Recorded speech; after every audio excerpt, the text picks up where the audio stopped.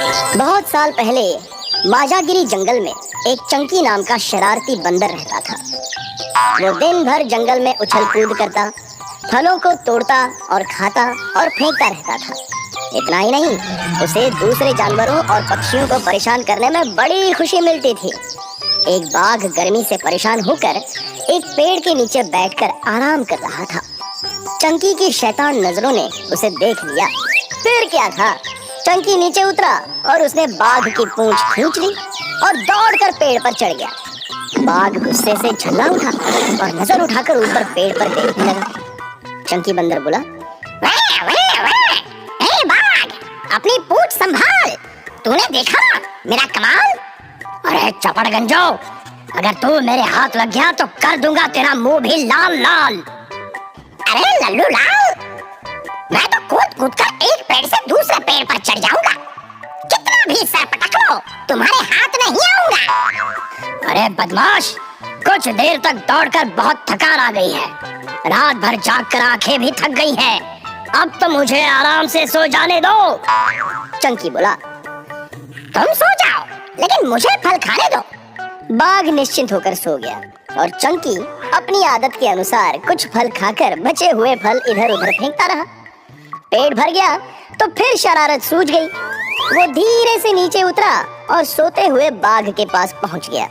इस बार उसने बड़ी जोर से बाघ की मूंछ के बड़े बड़े बाल खींचे और भागकर फिर से पेड़ पर चढ़ गया। बाघ को बड़ी पीड़ा हुई, उसकी नींद भंग हो गई और वो गुस्से में उठकर कूदने लगा। चंकी जोर जोर से हंसकर उसे चिढ़ाने लगा। बाघ और गुस्से में आकर गुर्राने लगा। बच्चों, अगर मेरे हाथ लग गए तो पीट पीट कर तुम्हारी चटनी बना दूंगा। अब की बार बचकर रहना, मैं तुम्हारी पूंछ में पटाखे लगा दूंगा। आग लगाकर जोरदार धमाके से दिवाली मना लूंगा। रुक जा बदमाश, अभी तुझे मजा चखाता हूँ। शरारती चंकी कहाँ हाथ आने वाला था, तो वो तो कूदता फांदता निकल गया। बाघ हाथ मलता ही रह गया। चंकी एक दूसरे पेड़ पर चढ़ गया। वहाँ एक चिड़िया का घोंसला था। चंकी ने उसे खींचकर नीचे जमीन पर फेंक दिया। चिड़िया बेचारी दुखी होकर वहाँ से हटकर दूसरी डाल पर बैठ गई। ए दुष्ट बंदर, तू कमजोरों और मजबूरों को सता रहा है। दूसरों को कष्ट देने के बाद तुझे बड़ा मजा आता है। याद रखना, एक समय ऐसा भी आएगा कि तुझ पर सारा जंगल हंसेगा और तू अपने आंसू रोक न पाएगा। अगर दूसरों को कष्ट देकर तू उनका मजाक बनाएगा तो एक दिन तुझे इसका बहुत बुरा फल मिलेगा। अरे जा जा, मैं तो अपने मन का राजा हूँ। मुझे दूसरों का मजाक बनाने में ही मजा आता है। इसी में मेरा दिन मजे में बीत जाता है। अरे बहन, इस बंदर को ना समझाने का कुछ भी फायदा नहीं है। या एक दिन अपने किए की सजा पाएगा और अपने आप ही रास्ते पर आ जाएगा। चंकी बंदर एक हिरन के बच्चे को सताते हुए आगे बढ़ गया। एक सियार को फल फेंक कर मार दिया। आगे चलकर उसे एक तालाब दिखाई पड़ा। उसने उसमें पानी पिया और डुबकी लगाई। अचानक उसके अंदर नई शक्ति, नई ऊर्जा आई। वो पानी के बाहर आया और उसने एक पेड़ को पकड़ लिया और हिलाया। बहुत सारे मीठे फल नीचे गिरे और वो उन्हें खाने लगा और कुछ फल इधर उधर फेंकने लगा। उसने सोचा कि तालाब के जादुई पानी के असर के कारण उसके हाथों में इतनी शक्ति आ गई है कि वो किसी भी पेड़ को हिला सकता है, तोड़ सकता है और किसी भी जानवर को हरा सकता है। अब मैं सबसे शक्तिशाली हो गया हूँ। हाथी को भी हरा सकता हूँ, शेर को भी गिरा सकता हूँ। मेरे सामने कोई नहीं टिकेगा। अब चारों तरफ मेरा ही जलवा दिखेगा। शरारती चंकी अब अभिमानी भी हो गया था। वो अपने आप को जंगल का राजा समझने लगा था। उसने गेंडे को धक्का दिया और वो भाग गया। वो सीना तान कर आगे बढ़ता जा रहा था। उसे एक दूसरा तालाब दिखाई पड़ा। उसका जल चमक रहा था। चंकी दौड़कर उसमें कूद गया और एक चमत्कार हो गया। उसका शरीर तो बंदर का रहा, लेकिन मुंह गधे का बन गया। उसकी ताकत कम हो गई, तबीयत भी नरम हो गई। तालाब किनारे खड़ी लोमड़ी ने जब उसे देखा तो वो हंसने लगी। लोमड़ी बोली, अरे चंकी राजा, आप मंकी से डोंकी कैसे बन गए? ए लोमड़ी, ये क्या बक रही है तू? मुझको गधा कह रही है? अभी तुझे मजा चखाता हूँ। तुझे पूंछ पकड़कर पानी में डुबाता हूँ।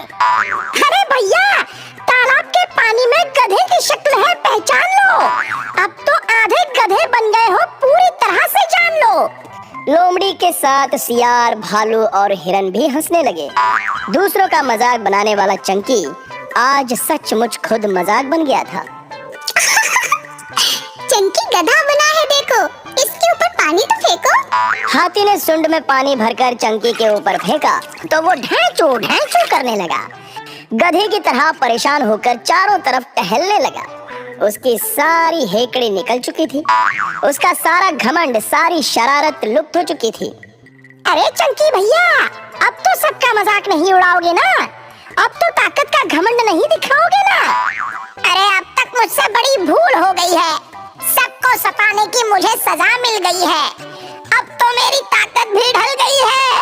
गधे की शक्ल और आवाज मिल गई है। मुझे माफ कर दो, मुझसे बड़ी गलती हो गई है।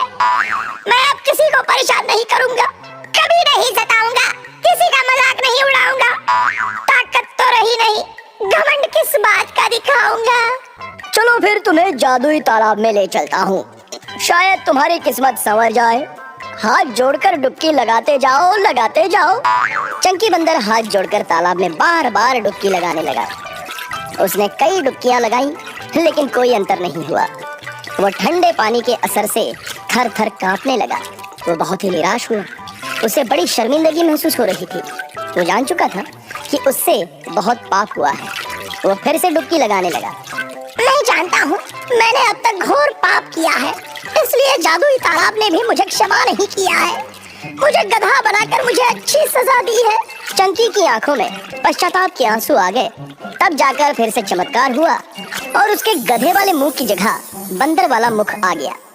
उसने सभी जानवरों के सामने हाथ जोड़कर फिर से क्षमा मांगी और दूसरों को दुखी करने वाली शरारत छोड़ने का संकल्प ले लिया। इससे हमें यही सीख मिलती है कि किसी अन्य जीव का मजाक नहीं उड़ाना चाहिए। किसी को कष्ट देकर खुशी मिलती हो वो किसी काम की नहीं है। कभी भी घमंड नहीं करना चाहिए। विंध्याचल के जंगल में एक बड़ी बाघिन अपने 2 छोटे बच्चों के साथ आजादी के साथ रहती थी।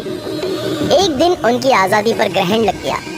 कुछ शिकारी वन में आए और उन्होंने बाघिन के बच्चों को अपने जाल में फंसाने की कोशिश की। बाघिन ने अपने बच्चों को बचाने के लिए जान की बाजी लगा दी लेकिन सफल न हो सकी। बाघिन ने अपनी जान गंवा दी और उसके एक बच्चे को शिकारी पकड़कर ले गए। दूसरा बच्चा वहां से भाग निकला और झाड़ियों में छिप गया था, इसलिए बच गया। शिकारी चले गए और दूसरा बच्चा झाड़ियों से निकलकर सीधे अपनी माँ के पास पहुंच गया। माँ बेचारी अचेत पड़ी हुई थी, वो मर चुकी थी। माँ, शिकारी चले गए हैं लेकिन मेरे भाई को भी ले गए। तुम जल्दी से उठ जाओ और भैया को शिकारियों से छुड़ा कर लेकर आओ। मुझे मेरा भैया चाहिए।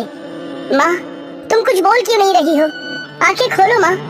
अरे, तुम्हारे शरीर से तो खून निकल रहा है। उन जालिमों ने तुम्हारे ऊपर बहुत बड़ा गहरा वार कर दिया है। मैं बड़ा होकर उन्हें मार दूंगा। भगवान, मेरी माँ को ठीक कर दो। एक हिरनी पास ही खड़ी थी और वो चली आई। उसे बाघिन के बच्चे पर बहुत दया आ रही थी। वो जानती थी कि बाघिन अब कभी नहीं बोल पाएगी। उसके प्राण निकल चुके थे। बाघिन का बच्चा फिर भी आस लगाए बैठा था। हिरनी बोली, ए बच्चे, इधर मेरे पास आओ, तुम्हें बड़ी भूख लगी होगी।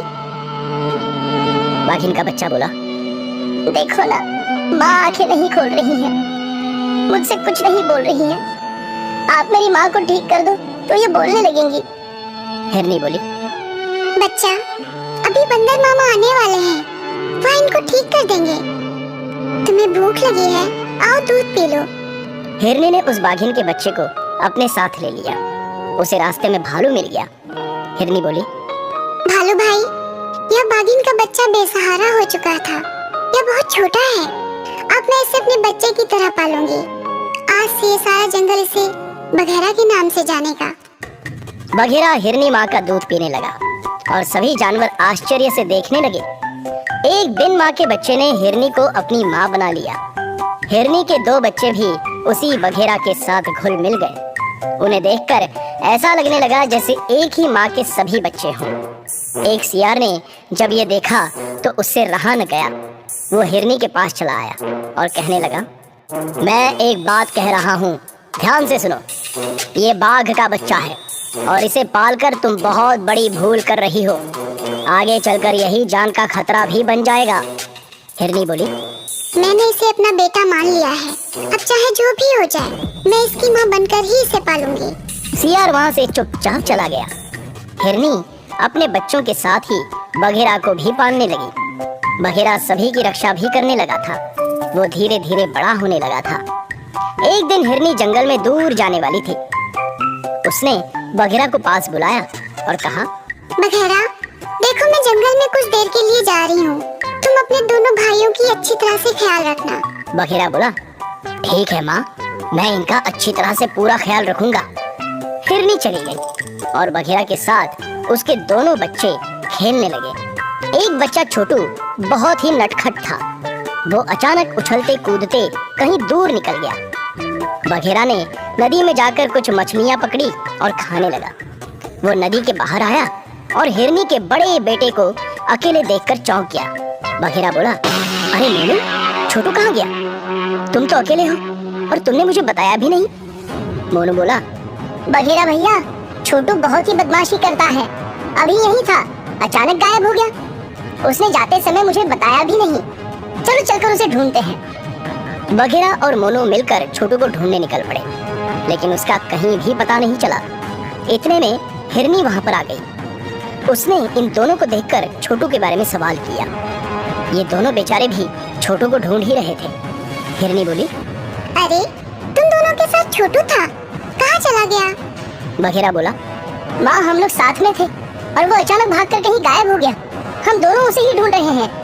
हिरनी बोली, बघेरा, मैंने उसे तुम्हारे भरोसे छोड़ा था और तुम उसका ध्यान नहीं रख सके? यह तुम्हारी सबसे बड़ी लापरवाही है। इतने में वहाँ पर सियार आ गया और उसने हिरनी को उल्टी पट्टी पढ़ानी शुरू कर दी। उसने हिरनी के मन में गहरी शंका डाल दी। हिरनी ने ध्यान से बघेरा का मुंह देखा तो मछलियाँ खाने के कारण खून लगा हुआ था। सियार बोला, देख लो हिरनी बहन, इस बघेरा के मुंह में खून लगा हुआ है। मुझे पूरा विश्वास है कि इसने ही छोटू को खा लिया है। तुमने इतने दिन तक सांप को दूध पिलाया और उसने तुम्हें डस लिया है। हिरनी ने सियार की बात पर यकीन कर लिया और बघेरा पर उसकी शंका विश्वास में बदल गई। वो गुस्से से उसे मारने लगी। तूने ही मेरे छोटू को मारा है। तू एक नंबर का गद्दार निकला। जिस थाली में खाया उसी में छेद कर दिया। मैं तुझे मार डालूंगी। बघेरा बोला, माँ, मैंने अपने भाई छोटू को नहीं मारा है। मैं तो अपने दोनों भाइयों से बहुत प्यार करता हूँ। हिरनी बोली, अपनी गंदी जबान से मुझे माँ कहकर मत बुला। तू मेरे लिए मर चुका है।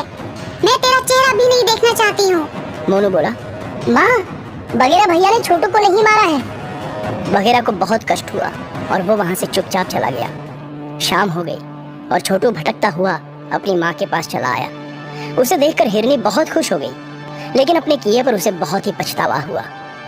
मैंने अपने बच्चे बघेरा के ऊपर झूठा इल्जाम लगाकर उसे यहाँ से जाने पर मजबूर कर दिया। वह बेकसूर था, लेकिन मैंने क्या किया? मैंने उस पर विश्वास नहीं किया। मैंने अपनी जिंदगी की बहुत बड़ी भूल कर दी। अब मैं उसे ढूंढ कर लाऊंगी। अपनी गलती के लिए उससे माफी मांगूंगी और पश्चाताप भी करूंगी। हिरनी अपने दोनों बच्चों को साथ लेकर बघेरा की तलाश करने लगी। वो और उसके बच्चे बघेरा को पुकार रहे थे, लेकिन उसका कहीं भी अता पता नहीं था। तीनों निराश होकर लौट आए। मेरा बेटा बघेरा न जाने कहाँ चला गया। पता नहीं उसने कुछ खाया भी होगा या नहीं। मोनू बोला, माँ, हमारे बघेरा भैया बहुत ही अच्छे हैं। आपने उन्हें बहुत ही तकलीफ पहुँचाई। इतने में एक आहट हुई। बघेरा की परछाई नजर आई। दोनों बच्चे उसके पास दौड़ पड़े। उन्होंने माँ को भी अपने पास बुला लिया।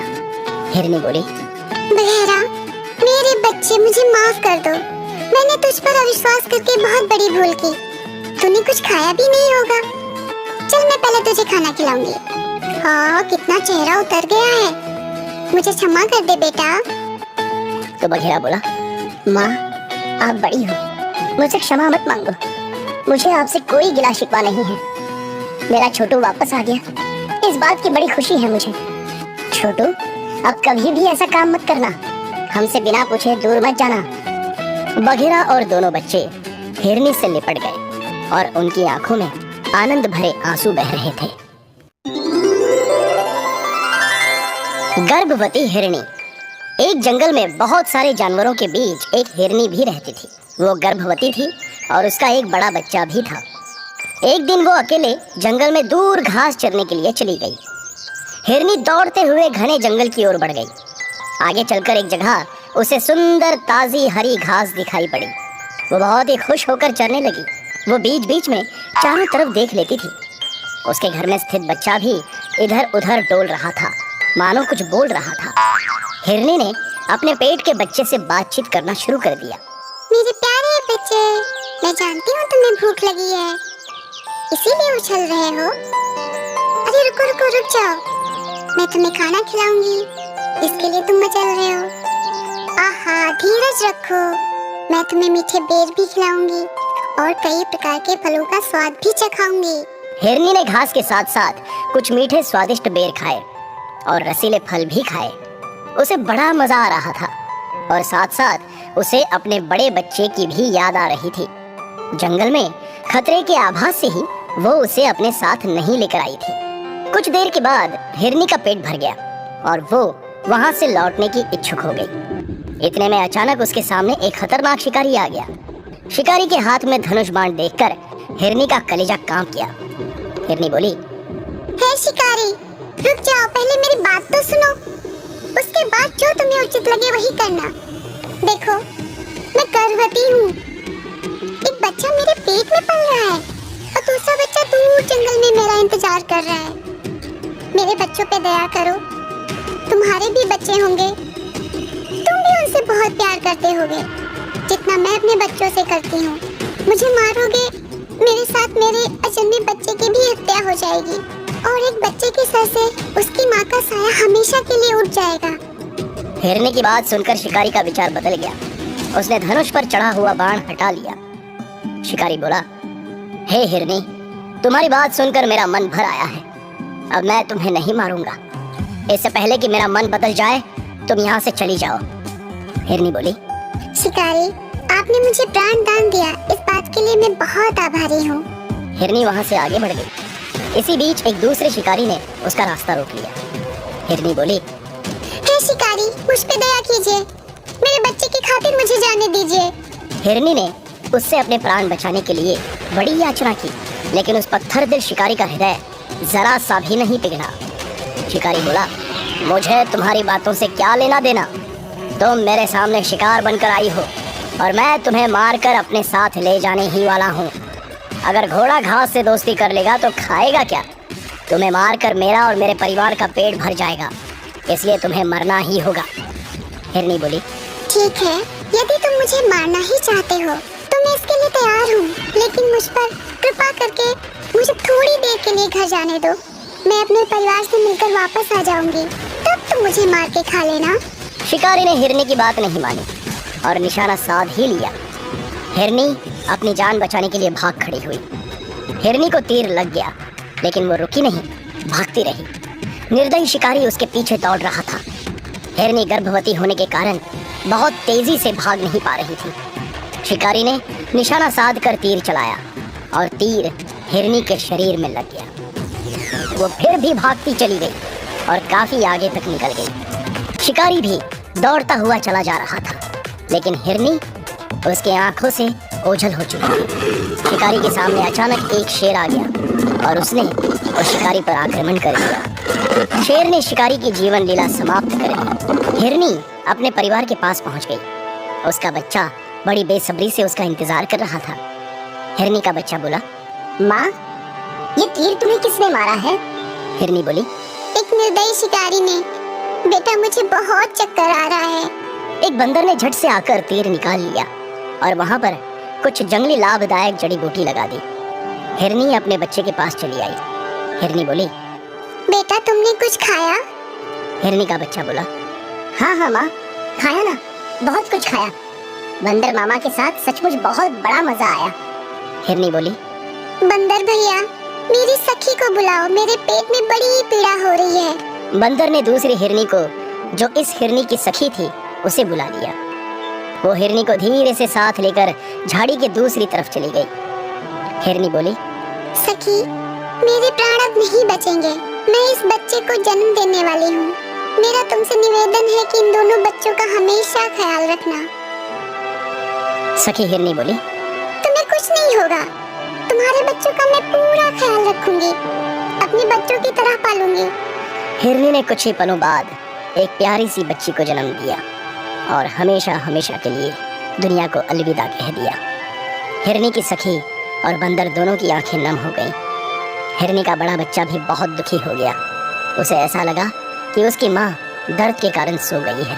बहुत सारे जानवर वहाँ पर आ गए थे। हिरन का बड़ा बच्चा फिर से अपनी माँ के पास पहुँच गया। हिरनी का बड़ा बच्चा बोला, माँ उठो, देखो बहुत सारे काका काकी हमसे मिलने आए हैं। हमारी छोटी गुड़िया को देखने आए हैं। तुम नींद भगाओ माँ और इन सबका स्वागत करो। देखो छोटी गुड़िया भूखी है, उसे दूध पिलाना है। माँ तुम कुछ बोलती क्यों नहीं हो? क्या मेरी किसी गलती से तुम नाराज हो गई हो? बंदर मामा, आप ही माँ को समझाइए ना। बंदर बोला, बेटा अब उन्हें सोने दो, वो बहुत जाग चुकी थी। तुम यहाँ आ जाओ, देखो तुम्हारी छोटी गुड़िया तुम्हें बुला रही है।